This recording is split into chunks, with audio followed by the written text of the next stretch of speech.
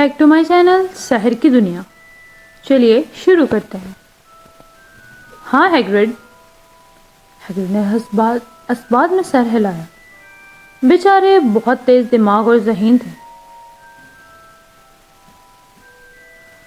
جب تک وہ صرف کتابوں سے ہی پڑھتے رہے تب تک وہ بالکل ٹھیک ٹھاک تھے، لیکن جب انہوں نے حقیقی مہم جوئی کے لیے 1 سال تک کی چھٹی لی، لوگ کہتے ہیں کہ وہ تاریک جنگل میں خونہ شام بھوتوں سے ملے اور ایک چڑیل کی وجہ سے انہیں بے حد مشکلات کا سامنا کرنا پڑا. اس کے بعد سے وہ پہلے جیسے نہیں رہے. وہ طلباء سے ڈرتے ہیں، اپنے خود کے سائے سے دہل جاتے ہیں. اوہ، ہماری چھتری کدھر گئی؟ خونہ شام بھوت، چڑیل. ہیری کا دماغ چکرا رہا تھا. اس دوران ہیگرڈ کوڑے دان کے اوپر والی دیوار پر اینٹیں گننے میں مصروف تھا. 3 اوپر 2 پہلو میں وہ بڑبڑا رہا تھا. ٹھیک ہے، پیچھے ہٹو ہیری. اس نے چھتری کی نوک سے دیوار کو 3 بار ٹھونکا. جس اینٹ کو اس نے چھوا تھا وہ تھر تھرائی، کانپی اور پھر ایک طرف ہٹتی ہوئی دکھائی دی. وہاں ایک چھوٹا سا سوراخ نمودار ہو چکا تھا جو دیکھتے ہی دیکھتے چوڑا ہوتا چلا گیا. کچھ ہی لمحوں میں وہاں ایک محرابی راستہ بن چکا تھا جو اتنا بڑا تھا کہ ہیگرڈ بھی اس میں سے آسانی سے گزر سکتا تھا. اس محرابی راستے کے دوسری طرف گانٹدار سڑک تھی جو کافی بل کھاتی ہوئی دکھائی دے رہی تھی اور آگے جا کر موڑ پر گم سی ہو گئی تھی. جادوئی بازار تمہیں خوش آمدید کہتا ہے ہیری، ہیگرڈ نے جوشیلے انداز میں کہا. ہیری کو تعجب ہوا کہ وہ دان دکھا رہا تھا. پھر وہ لوگ محرابی راستے سے اندر گئے. ہیری نے جلدی سے سر گھما کر دیکھا تو ان کے پیچھے محرابی راستہ ایک بار پھر سپاٹ دیوار میں تبدیل ہو چکا تھا. سب سے قریب والی دکان کے باہر رکھا ہوا کڑاہیوں کا ڈھیر سورج کی تمتمائی ہوئی روشنی میں چمک رہا تھا. ان کے اوپر لٹکے ہوئے سائن بورڈ پر لکھا تھا: کڑاہیاں ہر حجم کی کڑاہیاں، تانبے، پیتل، جوست، کانسی، چاندی کی کڑاہیاں، آپ اپنے آپ تلنے والی کڑاہیاں، طے ہو جانے والی کڑاہیاں، بارایت خرید فرمائیں. یقیناً تمہیں ان کی ضرورت پڑے گی، ہیگرڈ نے اس کی طرف دیکھ کر کہا، لیکن اس سے پہلے کہ گرونگرس سے تمہارے پیسے نکلوانا ہوں گے. ہیری اب یہ سوچ رہا تھا کہ کاش اس کی 8 آنکھیں اور ہوتی. سڑک پر چلتے وقت وہ ہر سمت میں اپنی گردن گھما کر دیکھتا رہا اور ایک ساتھ سب چیزوں کو دیکھنے کی کوشش میں تھا. دکانیں، ان کے باہر رکھی چیزیں، سامان خریدتے ہوئے لوگ. ایک پنساری عطار کے دکان کے باہر وہ ایک گول مٹول سی عورت کے قریب سے گزرے جو اپنا سر جھٹک جھٹک کر کہہ رہی تھی: ڈریگن کی کلیجی، 17 سکل کی 1 اونس. یہ لوگ پاگل ہو گئے ہیں. ایک اندھیری دکان سے الوؤں کے بولنے کی دھیمی دھیمی آوازیں برآمد ہو رہی تھی جس کے سائن بورڈ پر لکھا تھا: البس الو تجارتی مرکز. مٹیالے، تیز کٹیلے آواز والے گھوگھو اور بھورے اور برف جیسے سفید الو. ہیری کی عمر کے کئی بچے ایک شیشے کی کھڑکی پر اپنی ناک گڑائے کھڑے تھے جس کے اندر مختلف جادوئی بہاری ڈنڈے سجے ہوئے تھے. اسی لمحے ہیری نے ان میں سے کسی کی آواز سنی: دیکھو نیا نمبس 2000، سب سے تیز اڑان بھرنے والا بہاری ڈنڈا. وہاں پر کئی ایسی دکانیں بھی تھیں جہاں چوگے اور دوربینیں فروخت کی جا رہی تھی اور چاندی کے عجیب و غریب اوزار آلات بھی تھے جنہیں ہیری نے پہلے کبھی بھی نہیں دیکھا تھا۔ شوکیسوں میں چمگادڑیں کی تلیوں اور بام مچھلی کی آنکھوں کے ڈھیر سجے ہوئے دکھائی دے رہے تھے۔ جادوئی موضوعات کی کتاب کے انبار، چرمئی کاغذوں کے گولے اور پروں والی قلمیں، جادوئی ادویات کی بوتلیں، چاندی کے گلوب۔ گرونگوٹس، ہیگریڈ نے کہا۔ وہ ایک برف جیسی سفید عمارت کے پاس پہنچ گئے تھے جو باقی سبھی سے بہت اونچی تھی۔ اس کے کانسی کے چمکتے ہوئے دروازے کے پاس سرخ اور سنہرے رنگ کی وردی پہنے ہوئے ایک عجیب الخلقت بونا کھڑا تھا۔ ہاں، یہی گوبلن ہے، ہیگریڈ نے سرکوشی کے انداز میں ہیری کو بتایا۔ جب وہ لوگ سفید پتھر کی سیڑھیاں چڑھتے ہوئے اس کی طرف بڑھے، گوبلن جو ہیری سے کچھ انچ پستہ قد ہوگا، اس کا چہرہ سانولا اور عیاری سے بھرپور تھا۔ اس کی داڑھی نوکیلی تھی اور ہیری نے دیکھا کہ اس کی انگلیاں اور پیر بہت ہی لمبے تھے۔ جب وہ لوگ اندر داخل ہوئے تو اس نے سر جھکا کر ان کا استقبال کیا۔ اب ان کے سامنے ایک اور دروازہ تھا جو چاندی کا بنا ہوا تھا اور اس پر یہ جملے لکھے ہوئے تھے: اندر آئیے اے اجنبی، مگر دھیان رکھیے آپ، حرص و طمع سے ہمیشہ ہوتا ہے گناہ کا ارتکاب۔ وہ لوگ جو جان بوجھ کر گناہ مول ہیں لیتے، وقت پڑنے پر اس کی کڑی قیمت ہیں دیتے۔ جو آپ سوچ رہے ہیں ہمارے فرش کے نیچے، جو خزانہ آپ کا نہیں ہے آگے اور نہ پیچھے، چوروں کو ہم کرتے رہتے ہیں ہمیشہ خبردار، بچو گے نہیں، دھر لیے جاؤ گے، پڑی گی بڑی زیادہ مار۔ جیسا میں نے تمہیں آگاہ کیا تھا کہ اسے لوٹنے کی کوشش کرنا سوائے پاگل پن کے اور کچھ بھی نہیں، ہیگریڈ نے دھیمے لہجے میں ہیری کو بتایا۔ جب وہ چاندی کے دروازے کے قریب پہنچے تو وہاں کھڑے گوبلن دربانوں کی ایک جوڑی نے انہیں سر جھکا کر سلام کیا۔ چاندی کا دروازہ عبور کر کے وہ ایک بڑے ہال میں پہنچ گئے۔ 100 سے کہیں زیادہ گوبلن ایک لمبے کاؤنٹر کے پیچھے اونچے سٹولوں پر بیٹھ کر موٹے موٹے رجسٹروں میں کچھ لکھ رہے تھے۔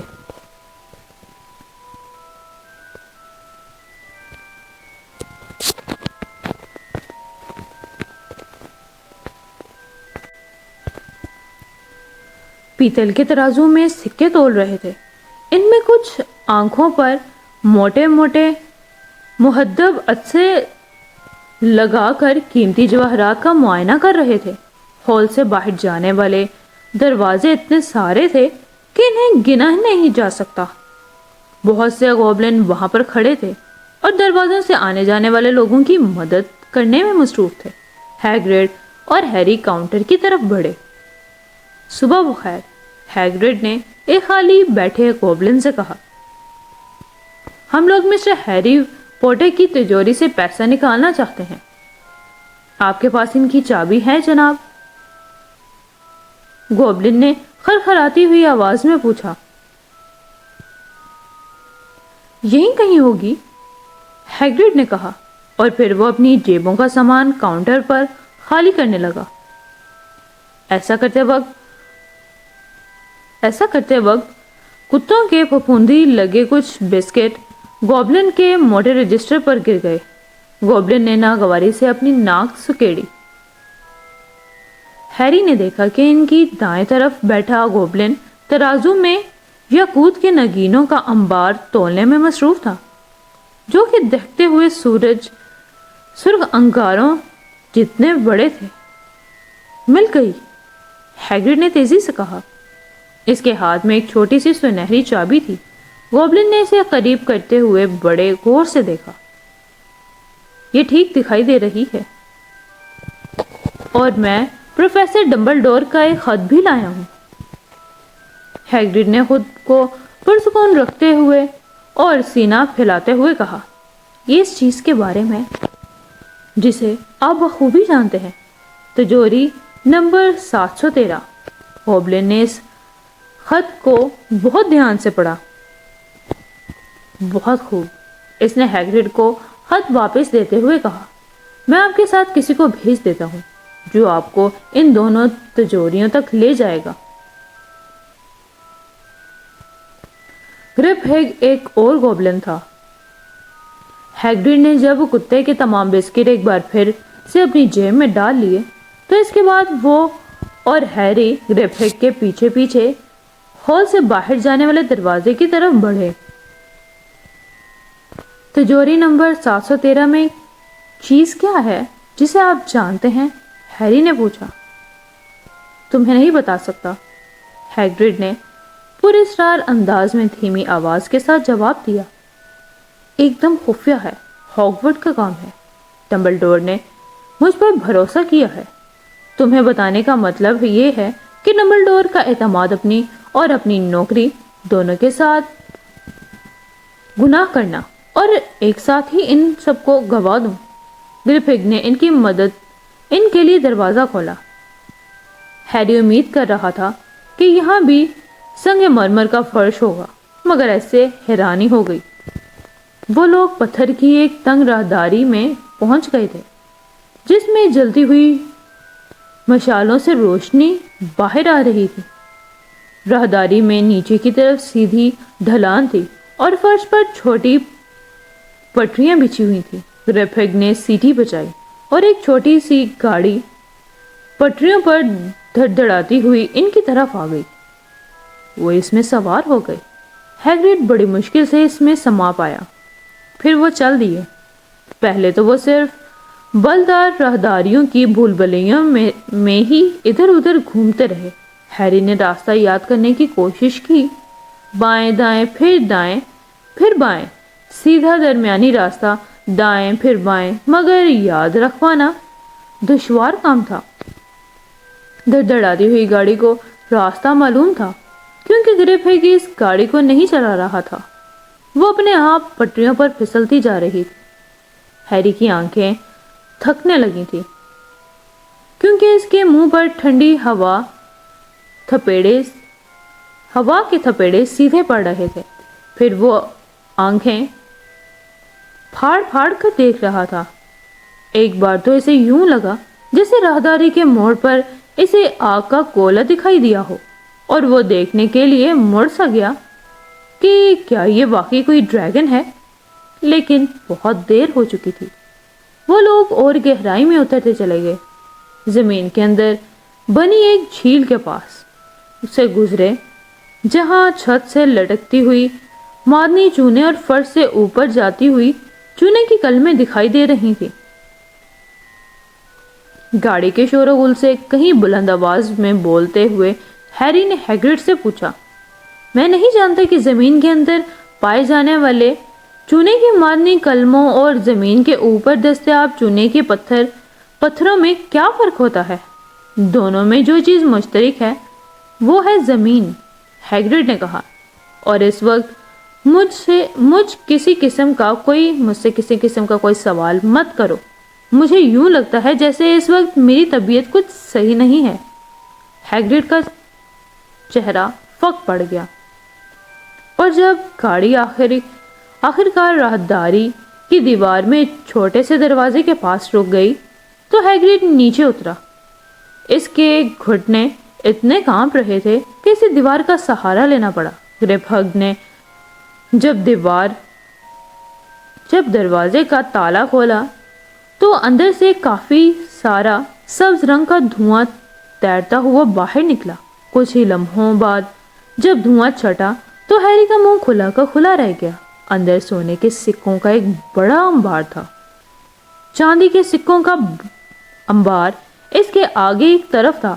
اس کے علاوہ چھوٹے کانسی کے سکوں یعنی نٹس کا کوئی شمار ہی نہیں تھا۔ وہ ان گنت دکھائی دے رہے تھے۔ یہ سب تمہارا ہے ہیری، ہیگرڈ نے مسکراتے ہوئے کہا۔ یہ سب ہیری کا تھا۔ اسے اپنی آنکھوں پر یقین نہیں ہو رہا تھا۔ ڈرسلی خاندان کو اس بارے میں پتہ نہیں تھا، ورنہ انہوں نے چٹکیوں میں یہ سب ہتھا لیا ہوتا۔ وہ ہیری کو ہمیشہ تانے دیتے رہتے تھے کہ اس کو پالنے میں انہیں کتنا خرچ کرنا پڑا، اور اس پورے عرصے میں اس کے نام کا ایک چھوٹا سا خزانہ لندن کے نیچے گہرائی میں دبا ہوا تھا۔ ہیگرڈ نے ان میں سے کچھ سکوں کو بیگ میں بھرنے میں ہیری کی مدد کی۔ سونے کے سکوں کو گلیونز کہتے ہیں، اس نے سمجھایا۔ ایک گلیون میں 17 چاندی کے سکے یعنی سکلز ہوتے ہیں، اور ایک سکل میں 29 کانسی کے سکے یعنی نٹس ہوتے ہیں۔ یہ بہت آسان ہے، ٹھیک ہے؟ اتنا 2 سال کے لیے کافی ہوگا۔ ہم باقی پیسے تمہارے مستقبل کے لیے بچا کر رکھیں گے۔ وہ گریپ ہگ کی طرف مڑا۔ اب تجوری نمبر 713، اور مہربانی کر کے کیا ہم تھوڑی دھیمی رفتار میں چل سکتے ہیں؟ مجھے چکر آ رہے ہیں۔ گاڑی ایک ہی رفتار سے چلتی ہے جناب، گریپ ہگ نے خشک لہجے میں کہا۔ وہ لوگ اب اور بھی گہرائی میں جا رہے تھے، اور ان کی گاڑی مزید تیز رفتاری سے چل رہی تھی۔ جب وہ تنگ موڑ پر مڑ کر دڑدڑاتے ہوئے آگے بڑھے تو ہوا بہت زیادہ یک بستہ ہو گئی۔ اب وہ زیر زمین میں ایک تنگ گھاٹی کے اوپر سے تیزی سے گزرتے ہوئے آگے بڑھتے گئے، اور ہیری نے گاڑی کے کنارے سے جھانک کر دیکھنے کی کوشش کی کہ اندھیری کھائی میں کیا تھا، لیکن ہیگرڈ نے کراہتے ہوئے اس کی گردن پکڑ کر اسے پیچھے کھینچ لیا۔ پھر وہ منزل پر پہنچ گئے۔ تجوری نمبر 713 میں چابی لگانے کا کوئی سراغ دکھائی نہیں دے رہا تھا۔ پیچھے کھڑے رہو، گریپ ہگ نے روب جھاڑتے ہوئے کہا۔ اس نے دروازے کو اپنی لمبی انگلیوں سے ہلکا سا ٹھونکا اور دروازہ پگھل گیا۔ اگر گرونگرس کے گوبلن کے علاوہ کسی اور نے ایسا کرنے کی کوشش کی ہوتی تو دروازہ اسے اندر چوس لیتا اور وہ ہمیشہ کے لیے اندر ہی پھنسا رہتا۔ آپ کتنے دنوں بعد دروازہ کھول کر یہ دیکھتے ہیں کہ کہیں کوئی اندر تو نہیں ہے؟ ہیری نے اچانک سوال کیا۔ گوبلن نے چونک کر اس کی طرف دیکھا۔ لگ بھگ ہر 10 سال کے بعد، گریپ ہگ نے حقارت بھرے انداز میں مسکراتے ہوئے جواب دیا۔ ہیری کو یقین تھا کہ اس بھاری حفاظت والی تجوری کے اندر کوئی حیرت انگیز قسم کی کوئی چیز چھپائی گئی ہوگی۔ اس نے تجسس بھری نگاہوں سے آگے کی طرف جھانک کر دیکھا، کیونکہ اسے امید تھی کہ کم از کم یہاں پر اسے بیش قیمتی ہیرے جواہرات تو لازماً دکھائی دیں گے، لیکن پہلی نظر میں تو اسے لگا جیسے تجوری بالکل خالی ہے۔ پھر اسے فرش پر بھورے کاغذ میں لپٹا ہوا ایک گندا سا چھوٹا سا پیکٹ دکھائی دیا۔ ہیگرڈ نے اسے جلدی سے اٹھا لیا اور اپنے کوٹ کے اندر رکھ دیا۔